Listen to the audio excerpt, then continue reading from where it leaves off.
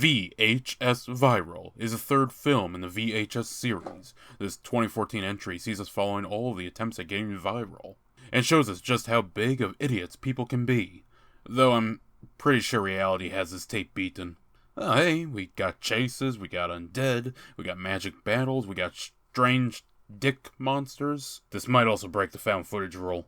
Let's upload straight into this. This is VHS Viral. The foil tape, called Vicious Circles instead of Tape 69 or something, is written by T.J. Simfel, David White, and Marcel Sarmiento, with Marcel directing. It opens with the couple Kevin, played by Patrick Lowry, and Iris, played by Emily Ayres. They're madly in love and bond over Kevin's need to film fucking everything. But this is clearly taking a toll on them, and living with Grandma is beginning to wear.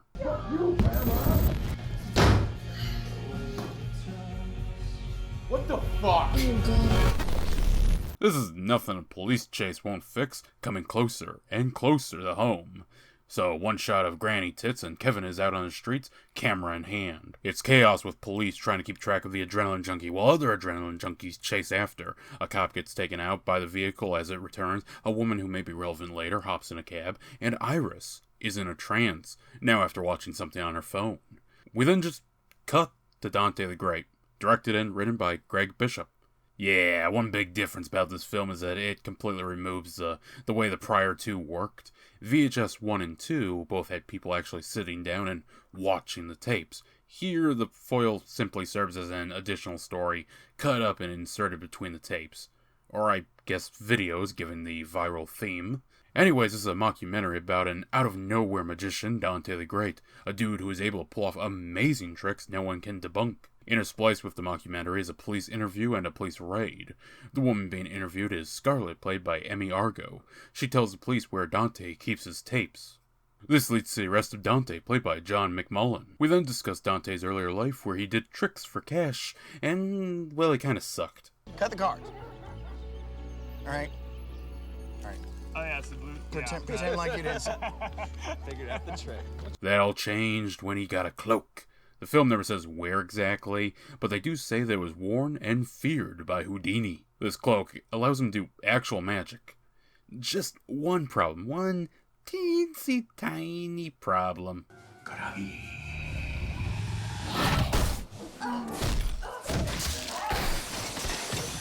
Yeah, you get unlimited magic, but the demon inside gets hungry. Well, then comes Scarlett, who is training to be a magician. Through tricks and fun, they start to bond. And I'm left to wonder just who is recording this. I'd assume it's a random camera left running or something, but some have sway like somebody is holding it. Back to the plot, it turns out Scarlett has an abusive boyfriend, and eventually she happens across a tape that shows his fate.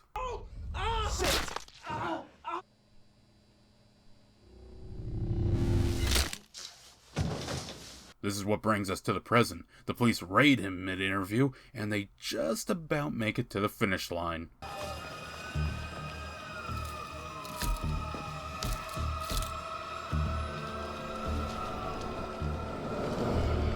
Well, time to bring the players together with an ironic line.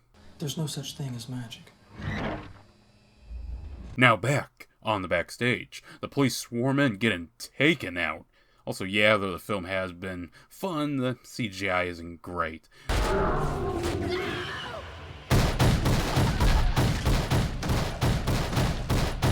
That said, the fight Scarlett and Dante have, while both clinging to the cloak, is awesome for what it is. Eventually, she turns the table and feeds him to the demon. One burning later, and we see that demons don't burn too well.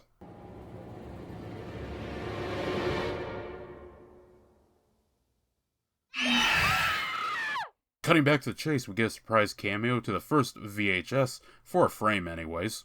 But Kevin is in pursuit of the van, as are a few others. People are filming this all so hard, they even managed to die. Fucking idiots. Kevin realizes the vehicle is going in circles, and it's doing so on purpose. Well, enough of that, let's nab one of the junkies and drag him across concrete. This slows our hero down enough that we have to cut over the Parallel Monsters by Nacho Vigalondo. This film follows Alfonso, played by Gustavo Salmeron. In his basement, he just invented a fucking portal to another realm. It's very similar to ours. Both have Alfonsos, and they're married, and both decide it'd be a great idea to traverse each other's realms. Right. This can only go well. So our Alfonso goes over and discovers his wife is much more into some type of kink. Looks like she's sitting between two guys in their underwear while Al is hitting the other couch. The bag of blood making up the centerpiece is barely noticeable. The wife says how Al loves to go first, but he's understandably a little confused. So the guests just up and leave. They're disappointed too. Al goes outside only to realize a parallel world might in fact be an opposite world. Then the two dudes from earlier just light up their face and chase Al down, and then show him their monster dicks. Like they are actually monsters with teeth and... Yeah, I'm just gonna black box that.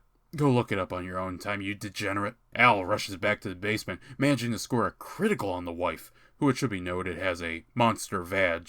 Again, a literal monster. Getting back to his side, he finds a bloodied Alt Al, who when confronted opts for stabbing our Al. Through the fight, he makes it back to his side, and we see his wife's pussy eats him. Yeah, so recap of Alt Al. His first thought was to march up to the wife's room and, I think, try to bone her?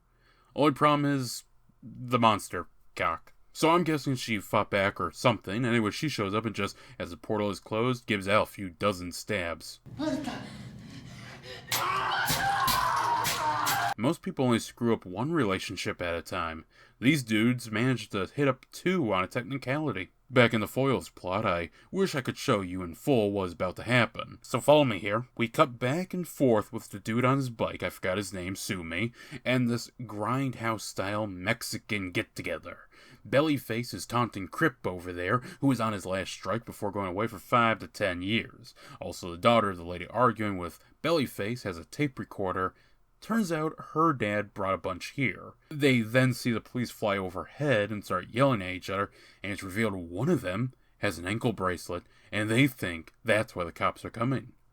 Then, for some reason, I honest to God can't explain this, I really don't know, the movie cuts to black. Bellyface, I think, decides it's now or never and goes in for a stab on Crip. However, he misses. I guess the cut to black affects them too, because he missed Crip and he hit the dog, managing to nail a headshot. Yes, I'm aware it looks fucking silly. And then, the true slaughter happens. With him and the camera girl being the last two standing, he demands she erase it. Oh, the accidentally burst gas tank will do that for you. That was a segment of a movie. It definitely movied. The next tape is called Bone Storm. It's directed by Justin Benson and Aaron Moorhead, with Benson writing. It follows a bunch of annoying teenage shitheads who skate. They head to Tijuana to skate some more. Mexican death cult, I guess. Zombies, fighting, bad editing, choreography, and too many annoying action cam close-ups. To escape, rest, die. It might not be obvious I didn't like this one. Back with whatever the hell is going on in the foil plot, we see Kevin has found the van. Stepping inside, he discovers it's rigged to upload everything. A video of his girlfriend mutilating herself while demanding he upload is enough to convince him. Shocker, the girlfriend was dead the whole time. Or at least the whole time of this portion. Also, I skipped over another side plot involving a woman confronting a sleazy porn director. But the tapes have gone digital and the world is ending, so let's focus on that. I would normally hop into the details here, but there's actually an additional tape that wasn't in the theatrical showing. Gorgeous Vortex was cut at the last minute due to it feeling too different from the other showings. I can see why. It's a glorified music video with no music. Sure, there's an okay monster, and the main chick is hot enough, but it makes basically no sense and tries to have some sort of nod to VHS with the room full of TVs and the monster sitting like a Saints Row boss. A good Saints Row boss. The North American opening weekend came in at only $1,221, with a worldwide gross of $82,409. However, it did make $251,374 USD with home video sales. Breaking the trend, VHS Viral premiered at Fright Fest in the United Kingdom, August 25th, 2014.